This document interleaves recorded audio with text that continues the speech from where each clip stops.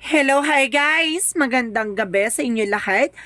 This is Chin Rodriguez from my channel, a faith healer o Zamata reader. So ngayong gabing tatagan natin na nagsabisay ng ating mga gabay. This is special gabay for the month of January 23 hanggang January 29 for the sign of Sagittarius. So, Sagi, welcome to my channel. Ano kayang messages, advices ng spirit guides ang ating masasaga for today's video? Kanina naman kayang energy or kaganapan sa buhay ng mga Sagittarius ang ating mga hagilap. So guys, this reading is a general reading lamang. Hindi lahat makaka-resonate. Kunin lamang po ang makaka-relate sa inyo and comment down below kung kaninong energy ang ating nasagap. And of course, don't forget to like and subscribe my channel and hit the notification bell for more videos update. And of course, maraming salamat po sa mga walang sawang pagsuporta sa akin channel, lalo-lalo na yung dinag-skip ng ads. Naway pagpalain kayo na Diyos at may kapal, siksik-liglig nag-uumapaw ang manumbalik na biyayang sa inyo. So, umpisa na natin ang laban for the sign of Sagittarius.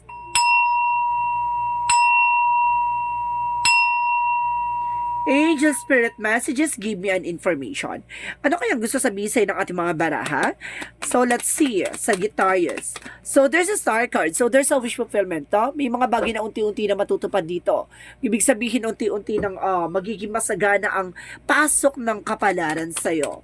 And of course, there's a temperance, a perfect timing. So, this is the timing, no? Kumbaga talagang pinapakita, there's a rainbow shining, diba? Ibig sabihin na after the storm, there's a rainbow. Kumbaga pagkatapos ng mga unos, no? Kumbaga may sisinag na liwanag or simbolo ng tagumpay at bukas, no? Panibagong bukas. There's a two of cups, so there's a partnership. So sa mo may bagong kumbaga jowa, asawa, or something unconditional love, or something a partnership. And because there's a nine of wands, so there's a slow and steady. Now, panatiliing kalmado, wag ka masyadong agresibo. So let's see what is additional messages. So there's eight of wands, so there's a fast communication and fast movement. May mga bagay na kumbaga bibilis na ang takbo ng eksena dito. Kumbaga unti-unti nang kumbaga magkakaroon ng katuparan or maaring makukulayan na ang mga dati mong pinangako at talagang pinangarap. And of course there's an eight of wands for trouble. No, and of course there's a communication and of course information na may kumbaga movement, no? And of course there's ten of sword. Mag-ingat ka lang kasi there's a backstabbing. No, kumbaga may tumatrader sa'yo. So, let's see what is the star card. Represent the two of swords. So, there's a decision, no? Kailangan mo ditong magdesisyon. So, may mga bagay na, kumbaga, pag-isipan mo mabuti. No? And of course, there's a healing. Maaaring, kumbaga, gumaling na sa anumang uri ng karamdaman. And because there's a four of cups, so there's a re-evaluate or analyze, no? May mga bagay ka dito dapat mong pag-isipan or may mga bagay dito na kailangan mo munang mag-obserba or alamin, no? Kumbaga, there's a possible na maaari mo munang, kumbaga this is the time na kailangan mong, kumbaga, kumuha ng mga impormasyon, no? So, let's see what is the two of cups. Two of Cups represent that full card. So, there's a leap of faith. So, ibig sabihin, nasa tamang process ka ng healing. No? Magkakaroon ka na ng healing dito. And of course, there's a new love coming in for you. And there's a partnership. So, let's see what is the Nine of Wands. So, there's a Seven of Pentacles. So, there's a harvest at the end of the time. So, ibig sabihin, mag-harvest ka rin dito. Kung alam niyo, slowly but surely, yun, sigurado, kumbaga, unti-unti ka na nakaka-recover. And of course, sinasabi dito, maninigurado na talagang pasabog na kumbaga tuloy-tuloy ang biyaya. And because there's an eight of wands for the tree of life. So there's a lot of branches, no? Kumbaga maraming sanga-sanga to na bibigyan ka ng something messages, an email or something communications. And of course there's a travels, no? Maraming sanga-sanga to ng kumbaga tagumpay. So let's see what is the ten of swords. So there's a queen of pentacles. So mag-ingat ka about sa finances, baka i-backstab ka or maaaring kumbaga meron ditong guarantor tapos hindi ka bayaran or either guys, maging practical ka dito, kumbaga wag ka magpapautang, no? Sa madaling salita, wag ka magpautang. Kasi kumbaga lulukohin ka. Or pagdating sa investment, no? Wag ka mag-i-invest. Kasi there's an investment scam, no? Pagdating sa ibang tao, yung magbibigay ka ng pera tapos tutubo, wag ka maniniwala doon. Ibig sabihin dito, kailangan on your own, no? Ikaw yung magmamanage, ikaw yung magko-control, ganon. Pero pagdating sa ibang tao mo, iaabot mo yung for investment, no.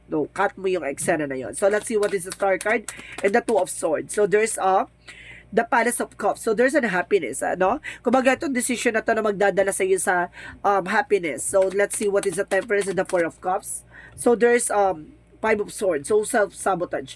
Ito yung maging maingat ka sa magiging actions and of course by verbal expressions mo. Kasi tendency dito maaaring makakuha ng impormasyon na magagamit sa against sa'yo. At the same time, there's a temperance for kumbaga, habaan mo yung pasensya mo, maging kalmado ka. Kumbaga, alamin mo muna yung magiging possibilities. Huwag ka masyado magdidesisyon. Kasi, at the end of the time, maaaring malagay ka sa alanganing situation. So, let's see what is the Two of Cups and the Full card. So, there's the word. So, there's a trouble talaga, guys. Now, may clarification na may trouble ka talaga dito. Maaaring makakaalis ka na. Or parang may trouble ka dito, guys. Na maaaring uwi ka na, pumunta ka na ibang bansa. Or either na, kumbaga, maaaring magtatrabaho ka sa ibang bansa, ganon. Yan ang sinasabi dyan na parang nasa tamang proseso ka, no? Kung nandun ka na sa something na life purpose mo. And because there's a Four of Wands for celebration. Kumbaga magsa-celebrate ka dito kasi there's a harvest moment. So maaaring makuha mo na yung mga bagay na hinintay mo or lahat ng paka-sacrifices mo, ganon. So let's see what is the Eight of Wands and the Tree of Life. Represent the Three of Pentacles and of course the Nine of coins. So, ibig sabihin guys, kumbaga, about sa finances, maging secure ka, no? Kumbaga, pagtrabahuhan mo, pangalagaan mo na maayos. Kontrolin mo na maayos. About naman sa Ten of Swords and the Queen of Coin, represent the Nine of Cups. So, there's an offer. Maraming offer dyan. Kumbaga, maraming mga matatalinhagan salita dyan para lang makautang sa'yo. So, there's a technically, kailangan mo maging mautak this time. Maging wise ka. So, additional messages for the outcome. So, there's an Empress card, so there's a revert. Now, magkakaroon ka ng bagong sasakyan, bagong negosyo, bagong trabaho. And because there's a recognition or other. And because there's a promotion sa sense, no? May bagong bagong asawa, ha? Ayan, may bagong, magkakaroon ka ng bagong anak, no? And there's a Three of Swords, no? Kumbaga, napapalimutan ka na maraming inggitera sa paligid mo, maging aware ka. No? May nasisense ako dito, babaeng naiinggit sa'yo. And of course, there's a Nine of Wands, no? Kumbaga, maging control ka sa magiging emotions mo. Even sa sarili mo, there's a discipline na kailangan, no? So, let's see what is additional messages for career. For your career, there's a Five of Cups and of course, there's a Justice. So, may mga panghihinayang or maraming mga bagay na nasayang sa'yo. So, sinasabi sa'yo dito na, kumbaga, hindi yan, kumbaga, makukuha mo rin yan, what you deserve, diba? So, let's see, guys. Wait lang, guys, sinabla ko ng water, ha?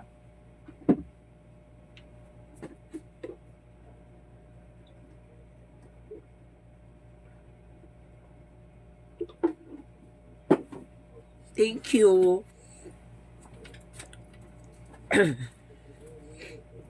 So, balik na tayo, no? Magkakaroon ka ng hustisya dito.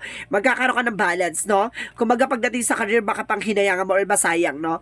Ibig sabihin dito, huwag ka magtitake ng action na alam mong hindi ka sigurado. Katulad ng sinasabi ko pagdating sa mga nangungutang, pagdating sa finances. Kasi mayroon ako dito na sense na, kumbaga, mawawala sa'yo, manghihinayang ka. Ibig sabihin dito may mga bagay na huwag ka mag-alala, there's a karma. Pero sinasabi dito, kasi magkakaroon ng consequence, kumbaga lahat ng mga magiging action mo, there's a consequences, kung ano yung magiging epekto. Kailangan, titingnan mo yung magiging disadvantage and advantage. Kasi titingnan mo yung magiging possibilities bago ka mag-take ng actions. Pagdating naman sa love life,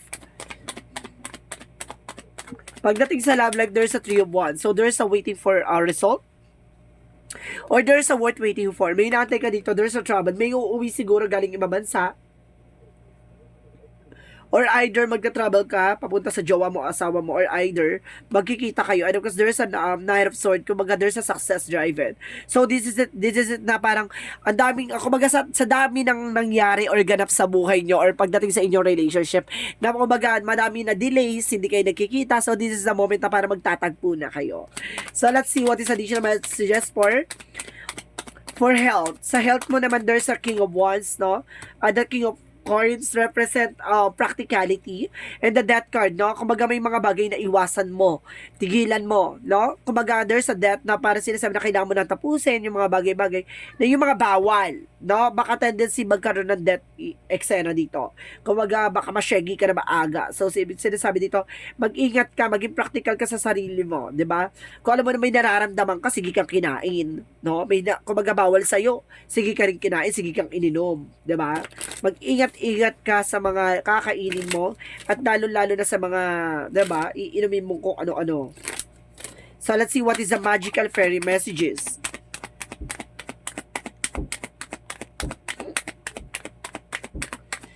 So there's a be yourself, no? Maging ikaw, no? Kumbaga, ipakita mo sa sarili mo kung sino ka talaga, ganon. This is the situation calls for you to be your authentic self, which is the basis of for your personal power. No? Ipakita mo kung sino ka talaga, diba?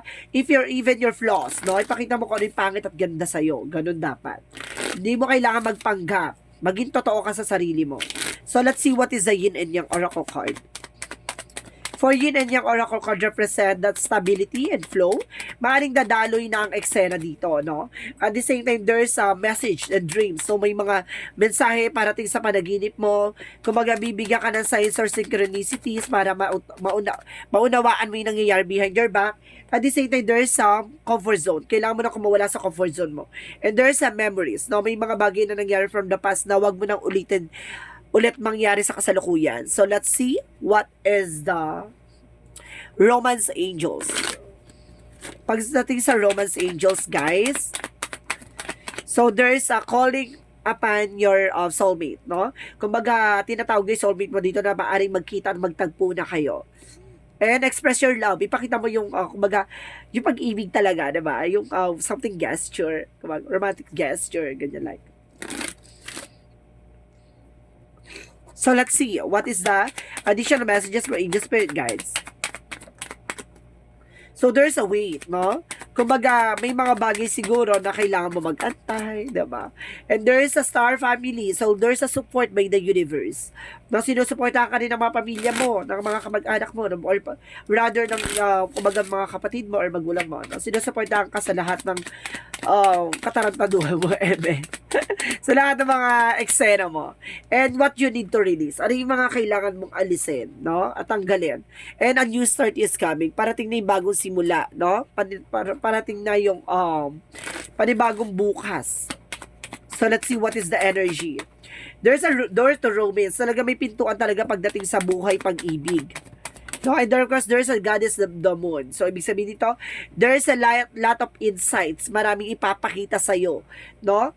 Kumbaga, marami din ma-reveal sa'yo. At the same time, there's a financial constraint. So, some of you guys, no? Kumbaga, nagkakaroon ng financial loss or something of, kumbaga, crisis pagdating sa finances. So, this is the moment na parang, di ba, unti-unti ka na makakabangon. Let's see what is additional messages. So, there's a fear for an environment, no? Mag-ingat ka na sa paligid mo. There's a right passage. Maaaring nakapasa ka na sa hamon ng buhay. Alam ko, sa hamon ng mga eksena mo, no? Maaaring mga nasolusyonan mo na.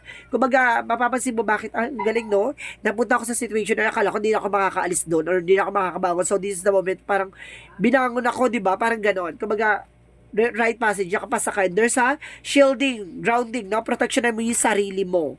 Pangalagaan mo yung sarili mo. So, let's see what is additional messages. And there's a success. So, magsasuccess ka at the end of the time. So, there's a happiness. Magkakaroon ka ng kaligayahan dito, ha?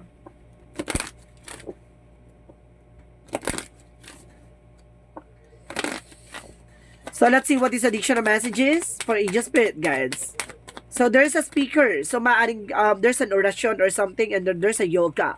No? Kumbaga, sinasabi dito, kailangan mag-exercise, no? And of course, kailangan mag-meditate. And of course, dito guys, there's an animal. So, some of you animal lover, no? Kumbaga, nagmamahal kayo ng mga animals. So, let's see what is Archangel Michael. Go forward fearlessly, no? Kumbaga, magpatuloy ka na wala kang kinakatakutan. Dapat doon ka sa part na laban ka na. And new beginning and fresh start. So, ito na ngayon, no? Magsisimula na panibagong chapter, no? Kumbaga, kailangan mo nang baguhin ang sarili mo. no? Huwag ka na magpabudol pa ulit. So, give us your cares. So, there's an information na kailangan mo i-let go. May mga bagay na kailangan mo pag-isipan. May mga bagay na kailangan mo sang alang-alang sa mga nangyari sa'yo sa nakaraan. No? I-release mo yung takot at pangamba mo. Ipagkatiwala mo sa ating poong may kapal lahat ng kaganapan sa buhay mo. There's a faith, no? Magtiwala at manampalataya. And of course, there's a miracle. So, ibig sabihin dito talagang may kasaganahan at kung sinasabi dito na may kumbaga himala, no? Kumbaga akala mo yun na yun. Tapos biglang pipitingin ka ng kaganapan sa buhay mo, parang bigla ka na lang mababago. Parang ganon. So let's see what is the Jesus loving quotes. So sinasabi dito, take there no thought for the morrow shall take thought it for itself, no? So, ibig sabihin dito, kumbaga, wag mong, kumbaga, pangunahan yung mangyayari sa kinabukasan. Hayaan mo yung kinabukasan ng sumampal sa'yo sa katotohanan.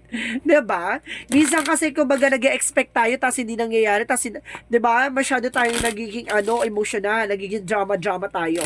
So, ibig sabihin dito, hayaan mo siyang mangyari. Unfold it naturally. Wag ka mag-expect, or even wag mong i-pressure yung sarili mo at wag mo masyadong pilitin yung isang bagay na hindi pa nangyayari. So, let's see what is the angel's answer. It's up to you. Nasa sa'yo talaga, no? Nasa sa'yo, and of course, there's an opportunity. Maraming opportunity na papasok dito, and of course, there's an abundance coming your way. So, ito yung kasagutan, ito na yung, kumbaga, kasaganahan na nag-aantay para sa kinabukasan. So, let's see, what is the angel's number? Angel's number represent 3. 4. I am charismatic. Expression comes naturally to you. You are very skilled at communicating your thoughts through your conversation and creative pursuits. You are able to get others on board with your ideas. So, ibig sabihin, kayang-kaya mo silang hatakin, no? Kumbaga, malakas ang charisma mo pagdating sa client, customers, sa mga tao sa paligid mo. Kumbaga, napapaniwala mo sila sa mga bagay na gusto mong iparating sa kanila. Gano'n. Kumbaga, ano sila, no? Parang magaang ang loob nila sa'yo. Parang ganon. So, ibig sabihin dito, kaya ka siguro kinaiingitan at kaya siguro maraming taong gusto kang pabagsakin, no? Or something, kumbaga, may mga bagay siguro na, kumbaga, hindi mo ina-expect na maraming taong naiinggit behind your back. So, let's see what is the messages of life. Sinasabi dito ng buhay ay, there's a return to the inner temple. No? Today, I rediscover my inner self in sacred silence. This is the inner temple which is that I am able to calmly study the lessons life has provided me. Here, I regain my sense of tranquility. I retrieve my trust in the universe. But in the light of my inner temple, I now remember that value of and every step of my life. So, ibig sabihin dito, kumbaga, nakikita mo na ang kahalagahan, no? Unti-unti mo na nadidiscover lahat ng mga ganap sa buhay mo. Parang binabalik-balik ka sa mga bagay na nangyari sa'yo from the past, na kumbaga, natutunan mo na yan. So, papabudol ka pa ulit. Parang gano'n. Kumbaga, pinapamukha sa'yo yung pagkakamali mo na hindi na muling mangyari pa. Ibig sabihin dito, take that lessons hanggang sa, kumbaga, kasalukuyan na buhay mo. No? Kumbaga, tandaan mo na, kumbaga, lahat ng mga bagay na yan ay may ibig sabihin. Kaya yan ibinigay sa'yo para siguro bit-bitin mo sa mga susunod na henerasyon ng buhay mo. So guys, this is a special goodbye for the month of January 23 hanggang January 29 for the sign of Sagittarius. So, Sagi, maraming salamat for your wonderful reading. So, once again, this is Chin Rodriguez from Masagadi Channel, a faith healer, also mata reader. And of course, guys, maraming salamat sa mga walang sawang pagsuporta sa aking channel. Lalo-lalo na hindi nag-skip ng ads na way pagpalay ka na Diyos at may kapal. Siksik, liglig, nag-uumapaw ang biyaya manubalik sa inyo. And of course, guys, maraming salamat po, and this is the general reading naman hindi lahat makaka-resonate. Kung hindi lamang po makaka-relate sa inyo, and comment down below kung kaninong energy ang ating nasagap. Maraming salamat and see you in the next video. Bye-bye and babush!